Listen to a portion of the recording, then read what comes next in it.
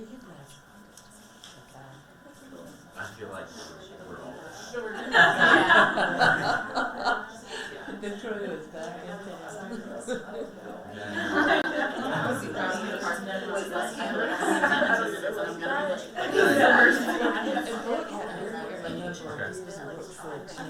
This like is all the way to the So much. 321 goes to Boiling Rock. You do. Yeah, it's gonna be on the first day. Yeah, you might actually give some distance and see if that helps a little bit. No, there's a caption there somewhere. Okay. But they have their stuff going. We are streaming.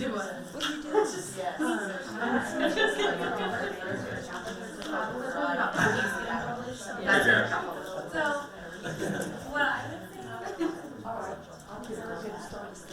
Thank you all for being here today. Ready? Okay. Thank you all for being here today. As you see, we've got a panel of people who have been out 2-3 years probably for the most part. I'm going to let each one of them introduce themselves and tell when they graduated and what they're doing now. And as you know, our topic for today is this first year transition. And by that we mean from college to the workforce, okay? Thanks for being here. You want to start?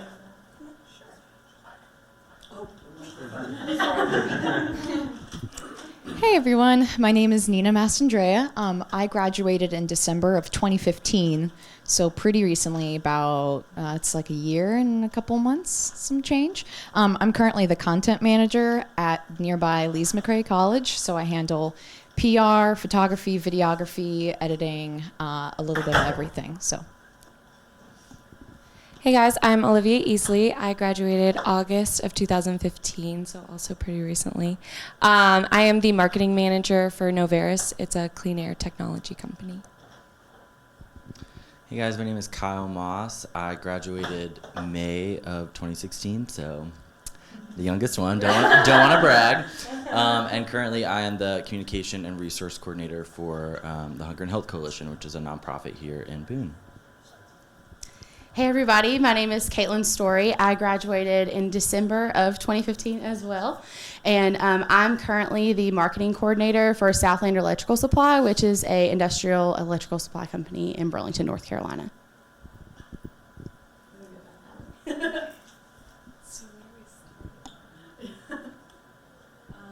What should I talk about next?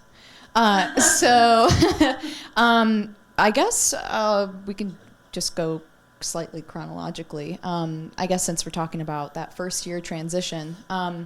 So after graduating, I went into actually a little bit more of a traditional journalist role because I studied journalism, and I became a journalist at a local newspaper, serves right around 20,000 people.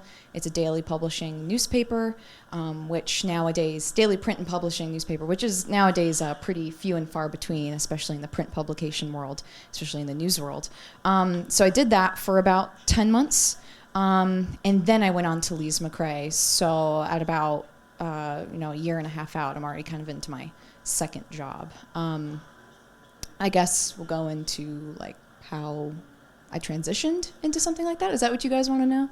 What do you want to know? Okay, so probably about 4 or 5 months out from graduating, I knew I was probably going to graduate early since I left in December. I knew I kind of already had that leg up in terms of, versus people graduating in May and looking for jobs around like summertime. So I was like, okay, I might have a leg up when it comes to job openings, but also too, it might kind of backfire on me because they might be expecting those jobs to be opening. So there might not be a whole lot of job openings. So I might kind of have this awkward time between December and May.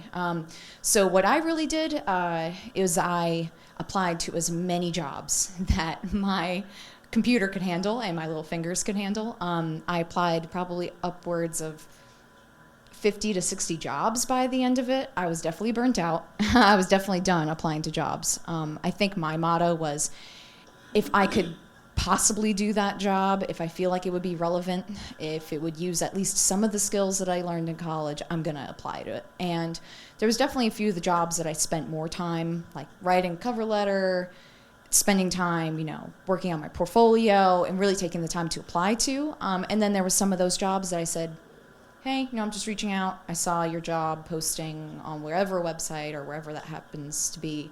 And, I just wanted to make myself known. So, and a lot of those jobs I didn't hear back from. A lot of those jobs I heard no from. I've got like a manila folder that's just like, no. And a few of them, I was actually just talking to Dr. Poorman right before this. A lot of them, he said, we're ready to go. We'd love to hire you. We'd love to fly you out. We'd love to have you for an interview. And then at the last minute, they went, wait, we've actually gone ahead and filled that position. So those were a little heart-aching. But through all of that, I think persevering, continuously applying, knowing that I had skills and a passion for what I was doing. And at some point, someone had to hire me. Someone was going to hire me at some point. So I just kept going, and I got that first job at the newspaper. And without droning on too long, I really allowed it to be what it is, which was that first step out of college, knowing that relatively I didn't know a whole lot as compared to people who've been in the journalism business for 20, 30, 40 years, and just really being a sponge and learning as much as I possibly could. Because at that job, they told me, almost on the first day, we want this to be a platform for you to use as a catapult for that next job. And probably about 10 months in, which is relatively soon, I got a message from a professor here at App saying this particular job opened up. If anybody wants to return to the mountains, this would be a great opportunity. And so I went for it and I got it, and I kind of came back. So that was Reader's Digest version of my story. So I was a PR major here, and the reason why I was really excited to be on this panel is actually after graduation, I knew I loved PR. I knew I loved communication, talking to people, just forming relationships with people, but I had no idea in what capacity I wanted to do that. So I sort of I had a cousin who worked in marketing in Utah, and she had a connection to a boutique PR firm out there. So I moved to Park City, Utah for 3 months and worked with a lot of travel, tourism, food industry clients, which are, industries that I love doing. Did a lot of media relations, event management and coordination, and just a lot of copywriting, media pitches, press releases. And I had a great time. It was really fun, but Park City wasn't for me. I really missed the South. I missed North Carolina. I missed friends and family. And I said, I'm gonna head back.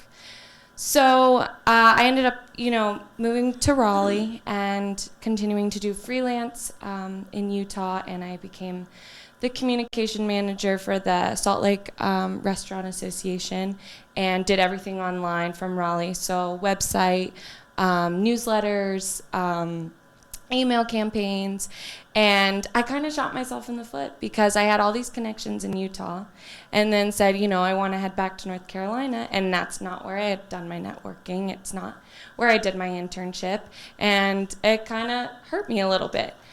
So I kind of had to pick myself up and say, okay, what am I going to do about this? So I joined the Raleigh Public Relations Society and kind of found a group of people that were like-minded in the professional world, in the PR world.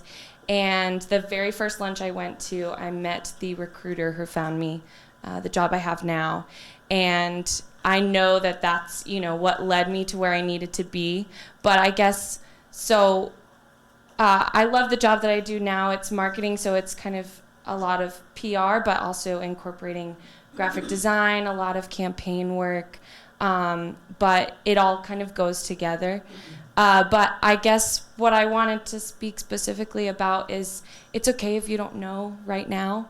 And I would say it's never too early to start networking and to start putting yourself out there, to start joining organizations with people that are stimulating you creatively and kind of putting you in real world situations where I love doing this. I don't love doing this. I built a lot of media lists and worked with a lot of media contact databases, and that I found out that that's not really something I enjoy doing. It's okay if it's part of my job, but I know that that's not what I want the bulk of my career to be. So I guess just take the time.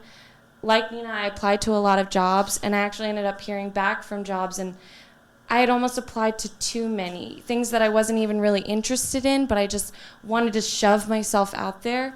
And it's okay to be thoughtful and only apply to jobs that you really want or can see yourself doing, because I thought I just needed to keep putting myself out there. But the jobs that I interviewed for, I didn't even want them. So I kind of did myself a disservice. So I would say focus your energy on, you know, what you have already found to be your passion, what you're excited about, and capitalize on those opportunities and those job openings.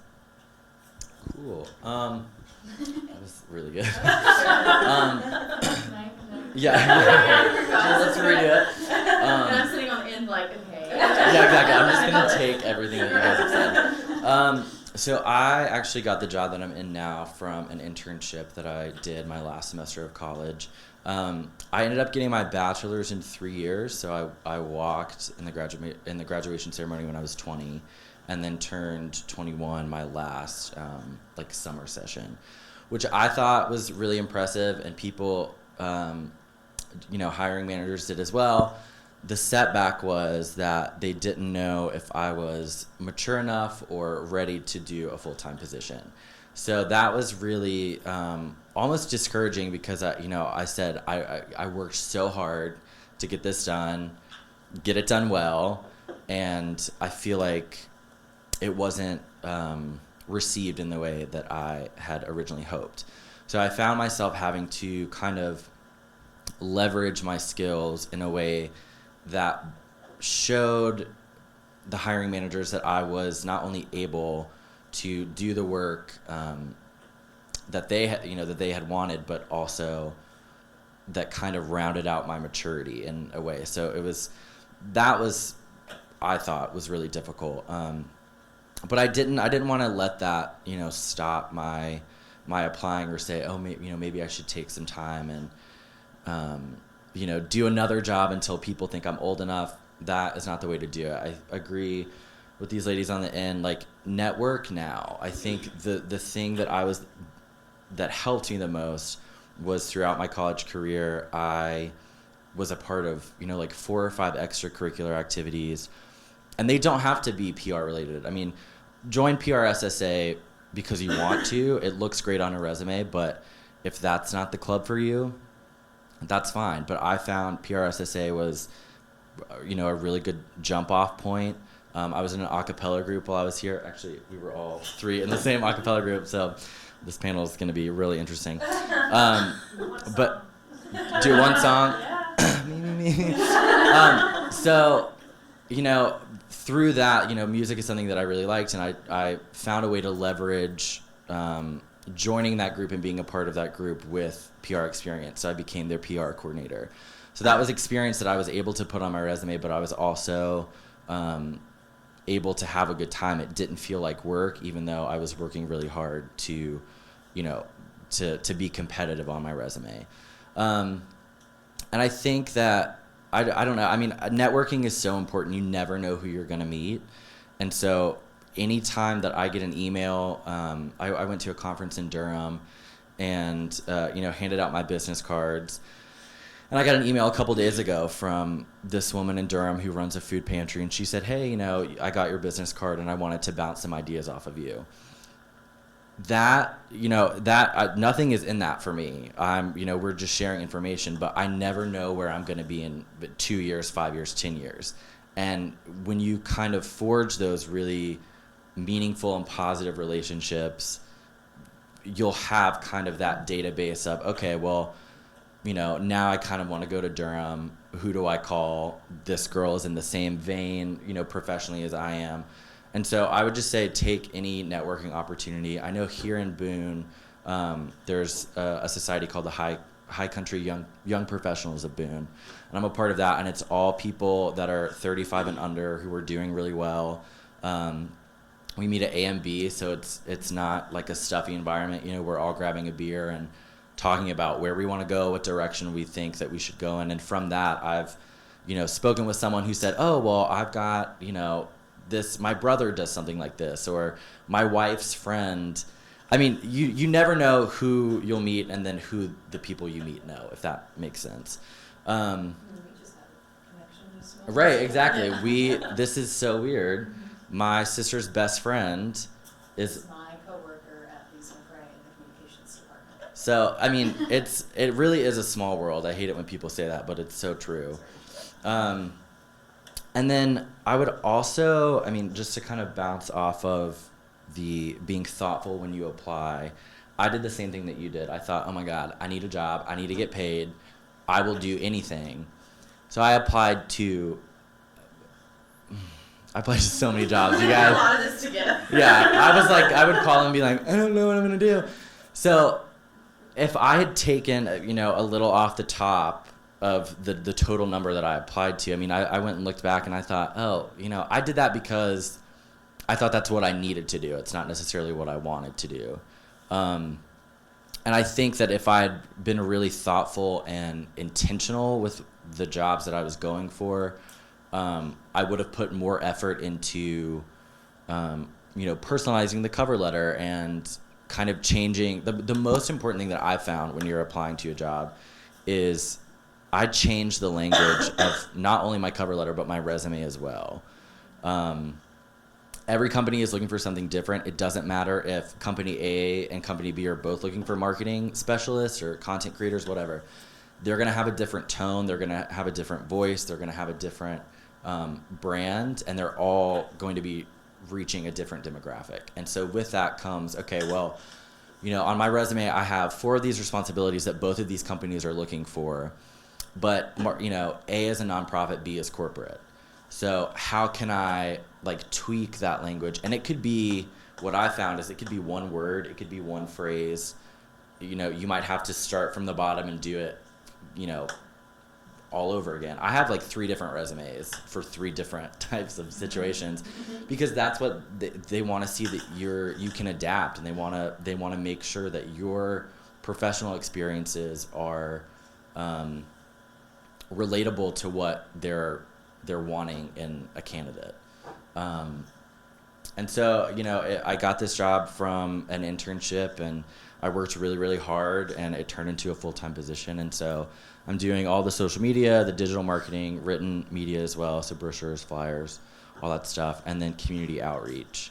And one more thing, I'm sorry. You're good. You're doing great. God bless.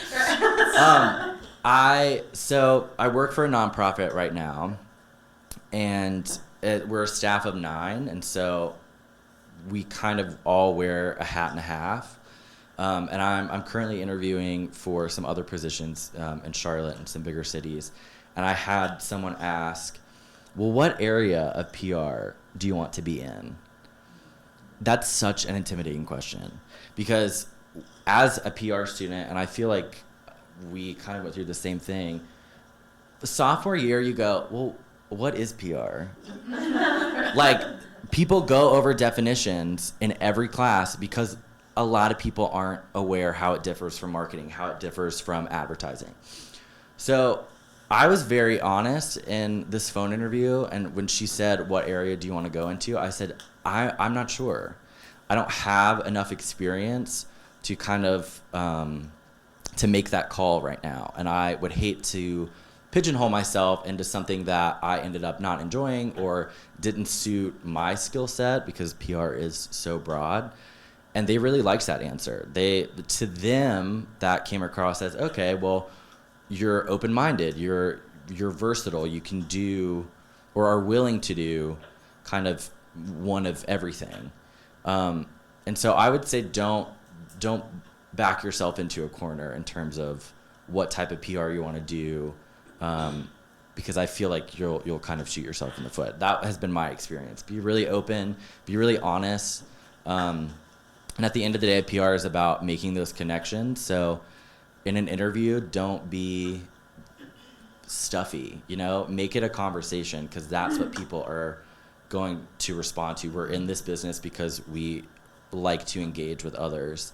And so try and do that, you know, along your way throughout your college career and then up into your profession.